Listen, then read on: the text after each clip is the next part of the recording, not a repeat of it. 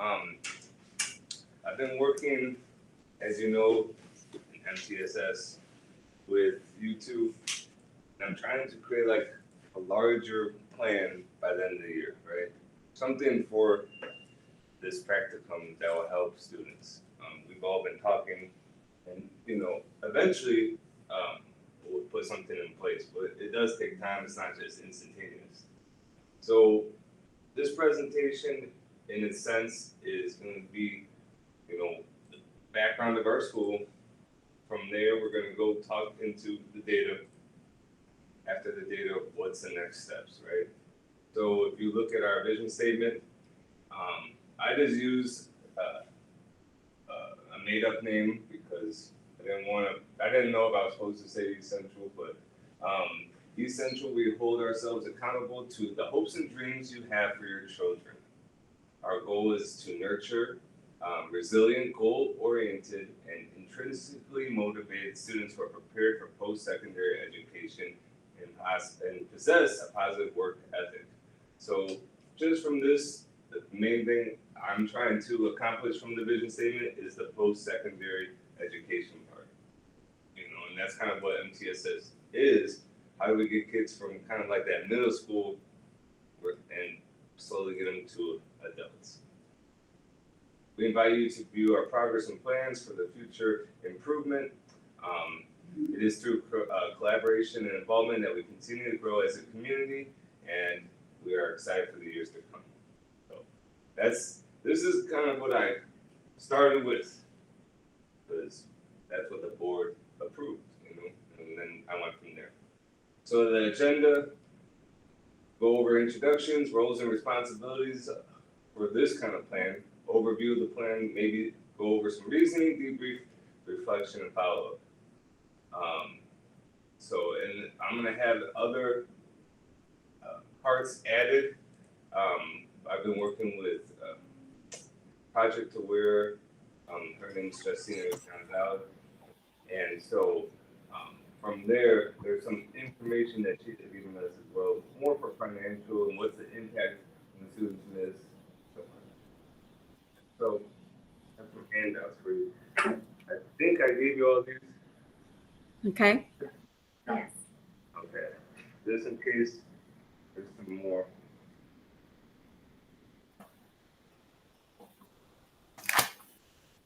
The handouts you'll see come from the TAPR and the school report card. It's pretty simple, like attendance rates from the campus, dropout, 4-year longitudinal rate, and then what is our overall rank as a campus. So that's the data that I started with for this plan. So roles and responsibilities for each member, right? So I just used the names, but Mr. Kavaiser, Mr. Stone, okay?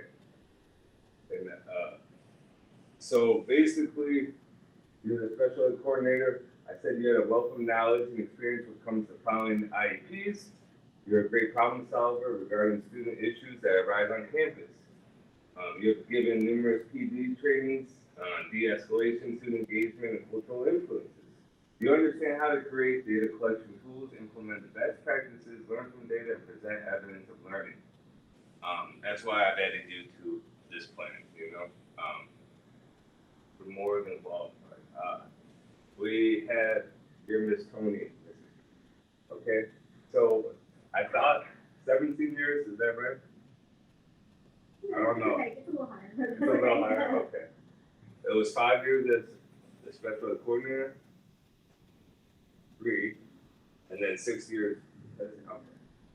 And then, so I had asked you to join, obviously, because you're the head of the MTSS team, and you create all the agendas for the meetings.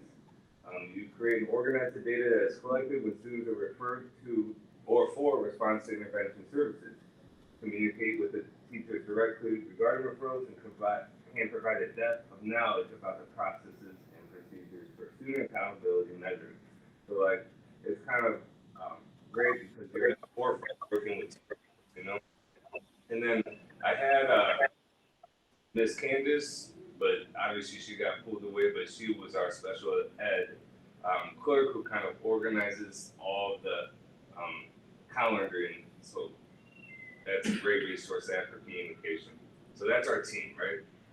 What's our agenda, right? As we solidify a solid plan of action that focuses on high quality instruction and school culture, each of you will be given the opportunity to take leadership roles, right? That's my goal. Like I'm taking a leadership role, and you all will be obviously you're already in leadership roles, but you'll be doing different sorts of things.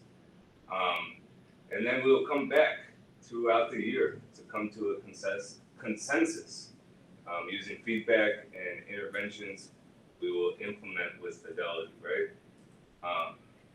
So it's like we're all going to grow from this planet in the end. So enrollment. East Central right now, the only data I had because of COVID was from 2022, but we're at 3,179 students, right? I know that's totally wrong. I think we're at 3,600 if I had to guess. After I went through all the kids, right? Because from the counseling, we get all the enrollment. And we increased, I mean, just recently, in October, before the first week of school, we enrolled 170 kids to all 8 counselors, right? So just, and that's not even throughout the year. So if I had to estimate, we're adding 400 kids a year. So we have a lot of kids, and that means there's a lot of opportunities to help them, right, through intervention. A recent demographic survey from the bond that was done, the board forecast an increase total from 11,000 students for the whole district to 25,617 at 2033, right? So we obviously have a lot to tackle with what we have here, East Central's demographic population right now is sitting at 76% Hispanic students, 12% white, and 9% African American. The rest, 3% are 2 or more races, right? We have 185 teachers and 33 staff members. That's like paraprofessionals sort of thing, employed here. Which is interesting is 8% are first-time teachers or on a waiver. 36% had 0 to 5 years. The 6 to 10 year area is 22%, and then after that, 11 to 21 or more, you're looking at 34%. So what I pulled from this data is right here. This is 22% with 6 to 10 years. That means the teachers have some experience, but they could still be molded, and that's kind of like my plan is how can we mold students that help these. How can we mold teachers to help these students that are in need?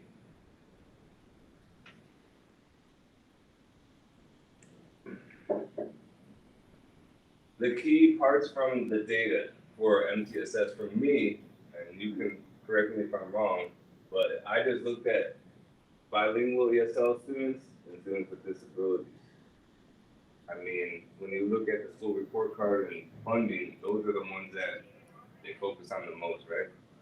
Would you say? Yeah, I mean, for MTSS, might be students who haven't been identified yet. Yes. Yes. Well, that was our behavior records should identify most of them. And you don't ever get like students with 504 on here, which is, interesting. But these are the 2 primarily that I'm focusing on. And then another part is economically disadvantaged is always key. We're sitting at 52%, but it's increasingly going up. So there's some things to be aware of. At-risk students, that's a key part of MTSS. The district right now is 57, but our campus is 65. So that's something to be aware of as well. Teacher demographics, we kind of went over this earlier, but it's there. in your packet if you need to refer to it, right?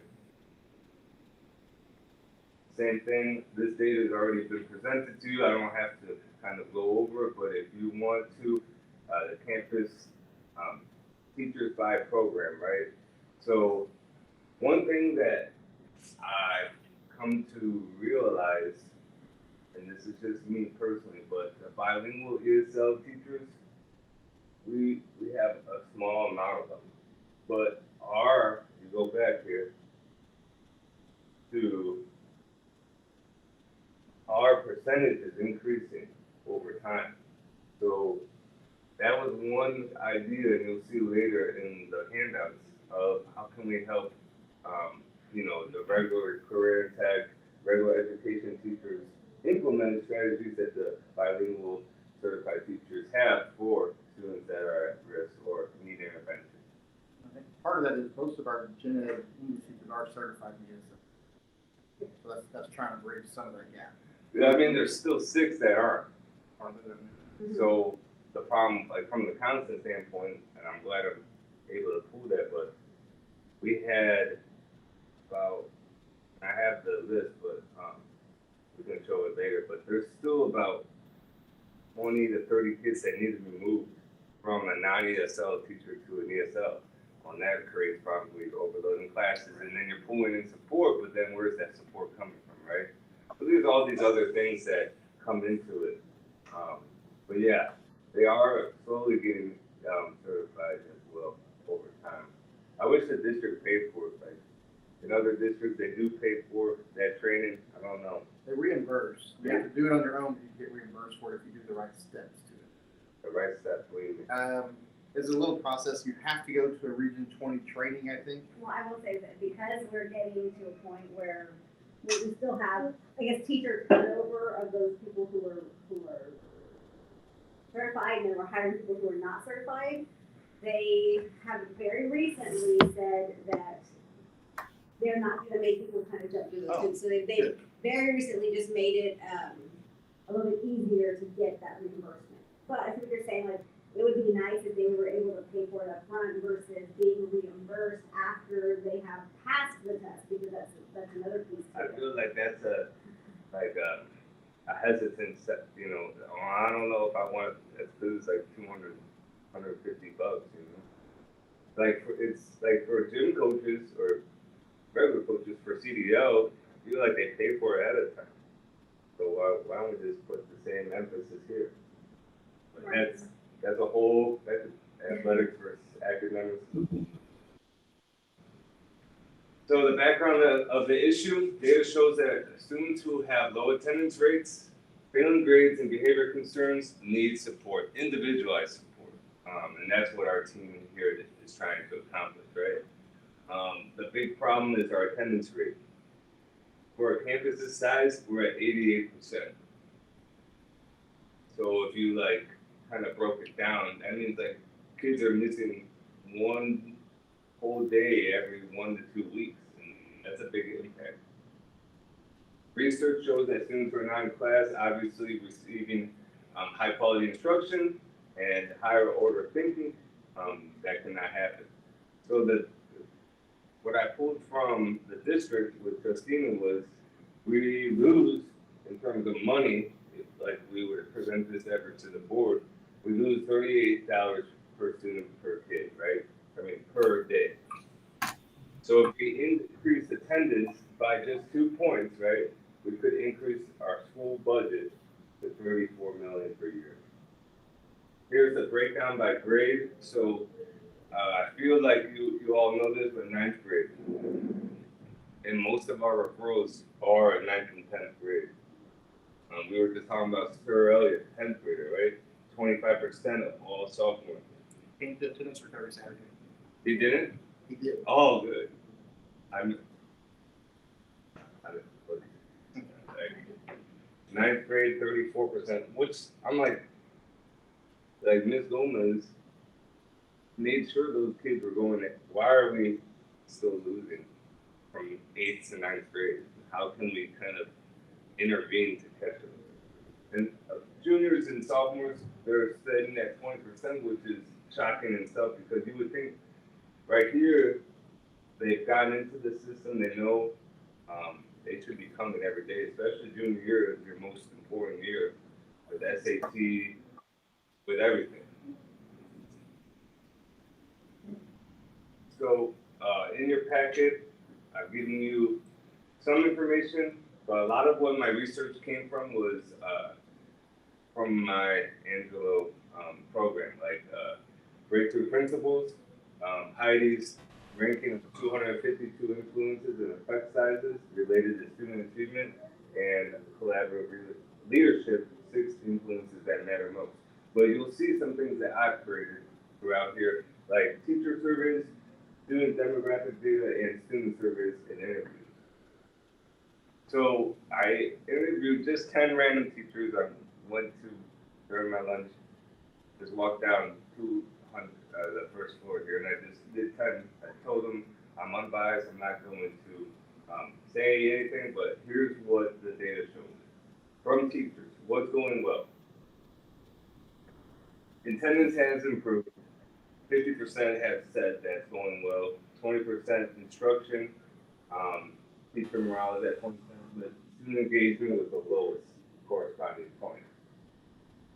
How can school leaders help, right? So that's our point of view. What's one thing that any of the school leaders can do to make your life easier? Follow up on discipline referrals was at 70%. So I think a big miss on that one is sometimes communicating that they did follow up. yeah, I like never knows that anybody went back in there and did anything. and that's through school book, what's it called? Educator's handbook. Educator's handbook. So Friday I was like interning and I saw Mr. Taylor do it, but it just says like 10-minute conference and that's it. It doesn't say email the teacher. So I could see that point of view. Teachers like, what the heck, he's still here? But I feel like if you let them know every one of them would be too much too, it would be overload. Yeah, I mean, yeah, 30, that's about right. They get like 30 discipline referrals a day. So I don't know how to correct that, but it's not necessarily MTSS, but it's just interesting to know about. Because like, well, I feel like sometimes students or teachers refer students based on discipline because they're not getting the support maybe from admin. So they refer them to MTSS, oh, that's the next thing I'm gonna try to do. When working with the team, what are some things that motivate you to participate, right? Feeling valued was the key. 40%, 20% was an opportunity to reflect, and 30% a sense of decision making. When working with the team, what are some things that the facilitator could do, like us, to encourage all members to have input, like during a PD session? Give additional time to process the questions and data, was at 40%. And then an even split for offer time for reflection and erase judgmental comments. And these answer choices,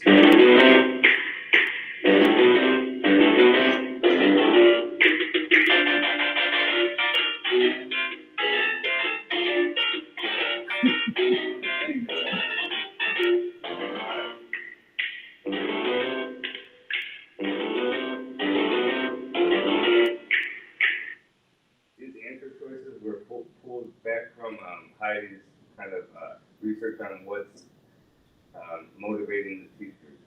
So just take that as it is.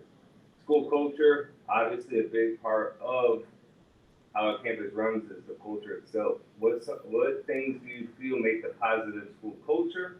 40% say collaboration and teamwork, and was at 30%, which is what we do here for MTSS. I feel like that's how we kind of have a tight-knit group. But I don't know if that's school-wide, you know?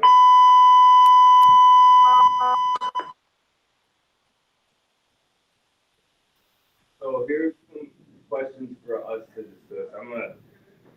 I'm gonna move my professor over here so she can see. Oh yeah.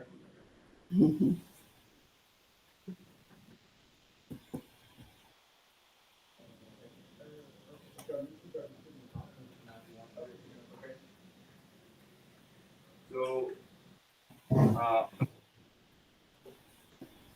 what I wanted to know is, this is a question I've never posed to you two before, but what are some things that teachers do to help you for MTSS, or just in the realm of education? I mean, the teacher has the most valuable insight. They see the kid every day in the classroom. So reaching out to get that feedback. When we reach out, most of them get back really quick. They give us some details. A lot of times they know stuff that we don't know. They know the inner workings. Yeah, they know the reasoning behind it sometimes. They know the other little factors that we don't know. Right, and I would definitely concur, when we were considering, you know, Bible 4 meetings or MTSS meetings, that teacher feedback is crucial, but then also like teachers, willingness to act on some of the suggestions that we're making, so they're giving us feedback. And then we're saying, hey, can we go ahead and start implementing this accommodation or implementing this strategy, and making sure you document it, and they are all in to do those things to help with that. So I think that's awesome. Like on the flip side, I'm not doing it right. That discourages. I mean, we don't pose these ideas, just make it up, you know. Okay, yeah, that's interesting. Would you say like, has it over? Let's just say for the last 5 years, has it improved the teacher collaboration with you, like program facilitators or coordinators? Say that because the teachers leave and teachers come. So it's hard to keep something steady. Like, We have a steady group of supportive teachers, good teachers that are probably overwhelmed. And so unless you can show them the why it's important, find them the time to help us with these things. And sometimes I miss is we send out an email and let them know the value to it. The value in the why and everything. so it's like that's another email I'm not playing. For people they may not even know. So Oh, they have to start class. but they know they're supposed to. Oh.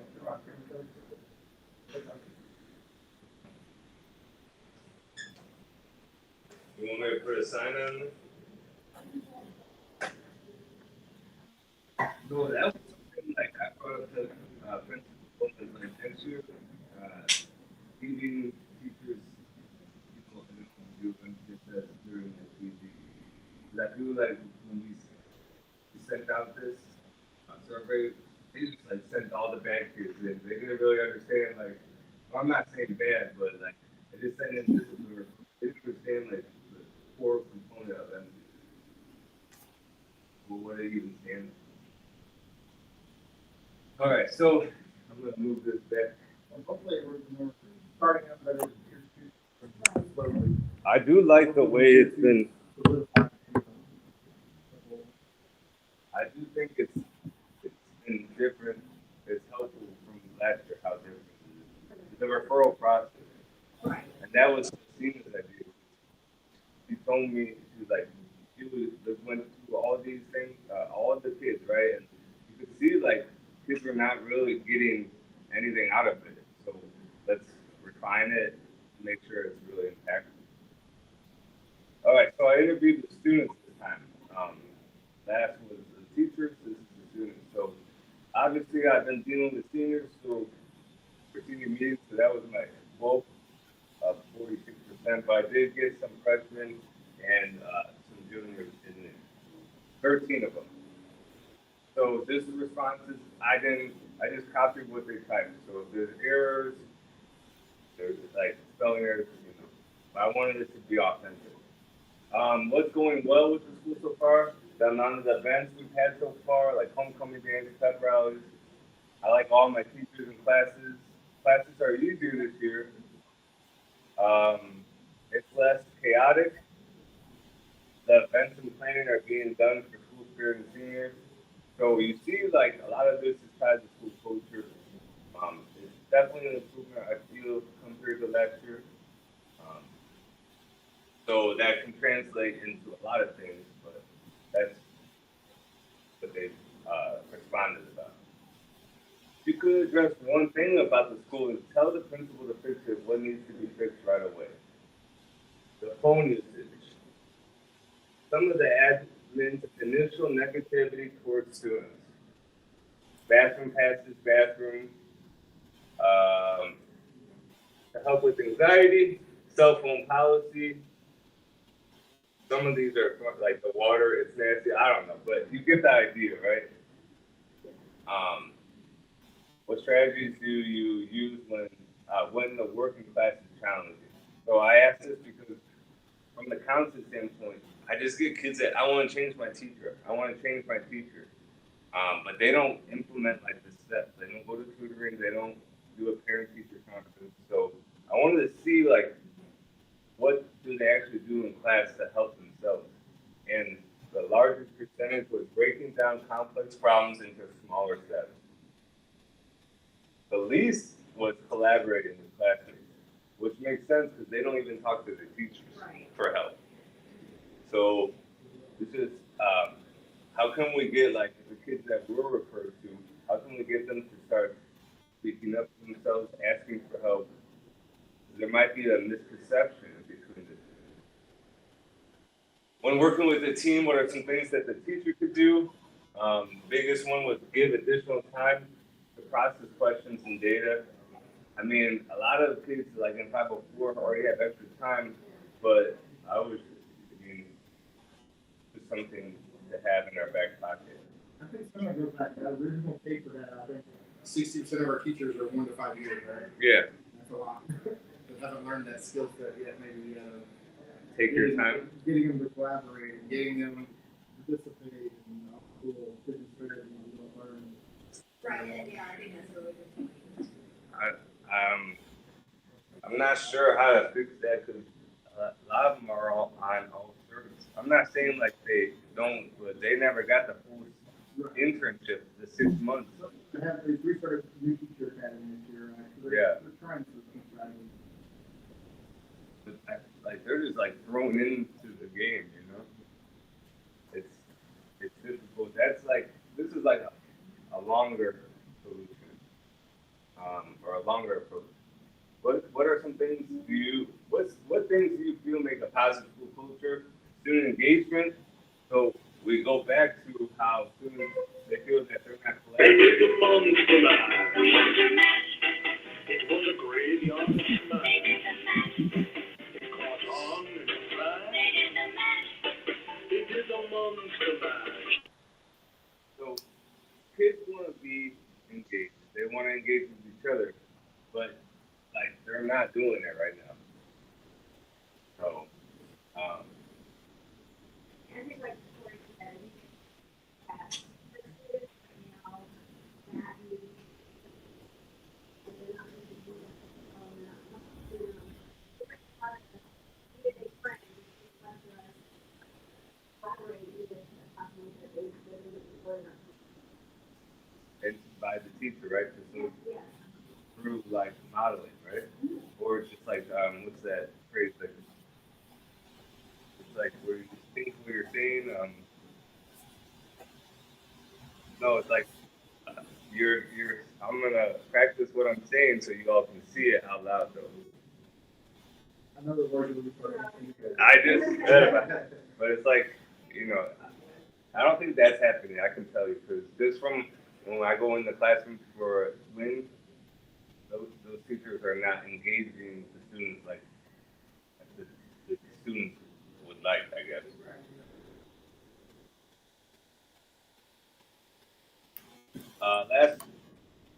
Last question: how can school leaders help you? Positive school culture, building relationships, engaging. It's all about the student and trying to get them to like school. I feel. We went over this earlier. The interviews with both, because Mr. Hernandez is over MTSS, right? Um, they both say the same thing. Principal Gomez wants to improve school culture, engage students, right? Mr. Hernandez wants to communicate with families, right? It's vital towards student success. So it's just getting the students to buy in. They both are on the same page. I didn't doctor this or anything. It came authentically through them. So, how are we at time, Mr. Tobias, for you?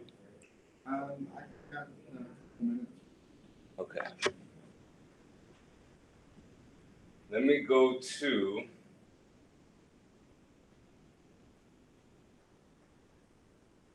this part. So students, you all have this with you, but students who did not come to school ended up losing credit, right? We know how that goes. They have to go to summer school, or all these different things, right? So there's a percentage that Ms. Gonzalez pulled from last year's, just from last year's MTSS, it's the other communities and schools. All these kids, right? These were the top heavy hitters that could be broadened from losing credit to broadened back to, if they just reduced their attendance rate by 5%, they would have earned credit for all their assignments. So they missed about 9 to 12 days, right? So we go back to Sir Elliott, prime example. I had to block out their names for confidentiality, but he's on this list. So I had some ideas.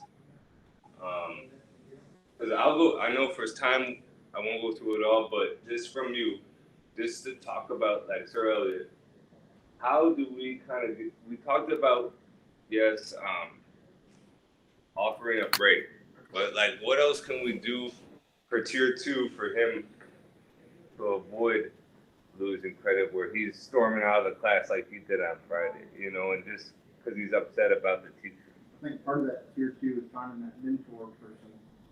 If he does storm out, we'll make contact with somebody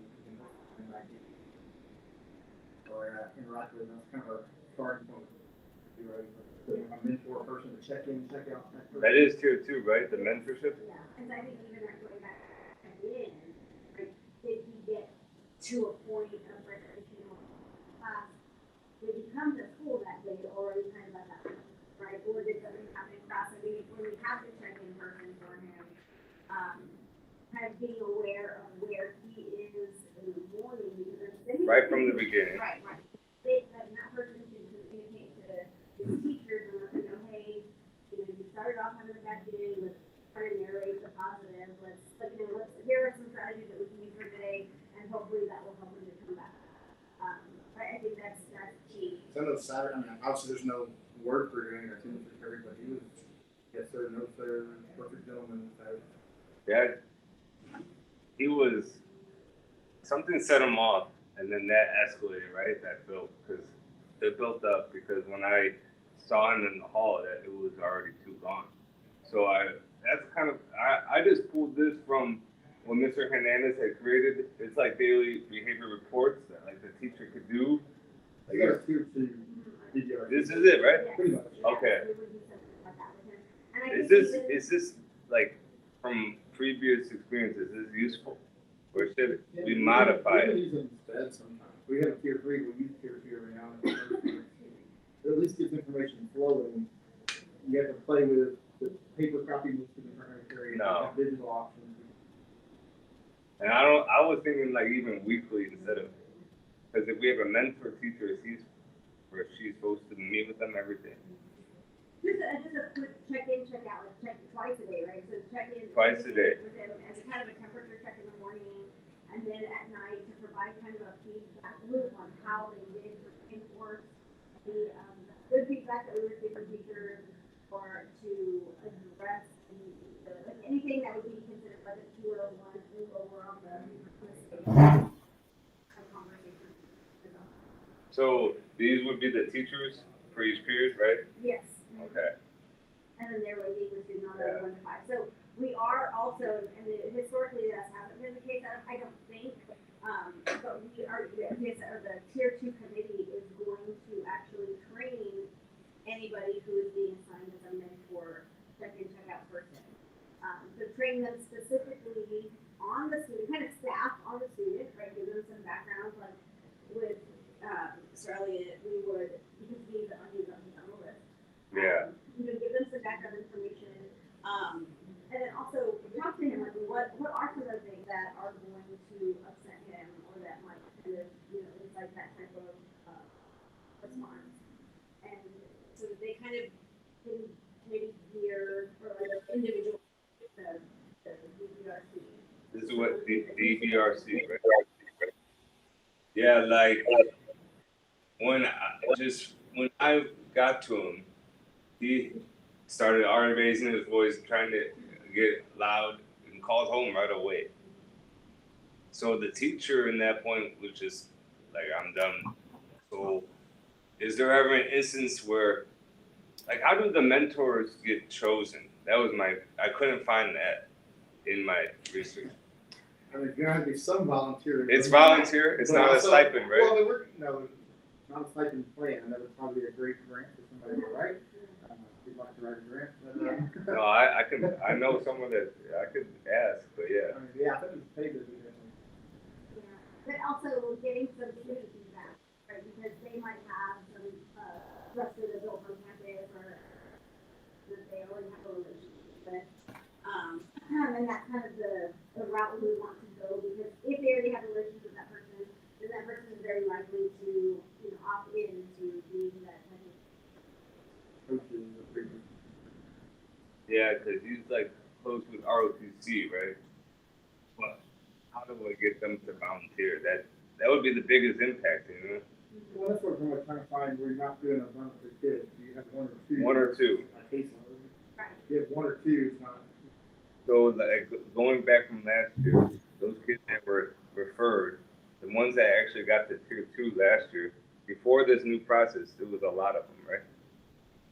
Or has it been filtered down Yes, more? and they were pretty much just assigned to, community schools, right? Okay. So, there wasn't, I mean, that you do have, we only have 2 of them, right? We each have a caseload of about 75 kids, right? And I think they check in with them. I don't know what the frequency is with checking with them. Yeah, it was like a lot of unknown. Right. Ms. Gloria, Yes. I have the two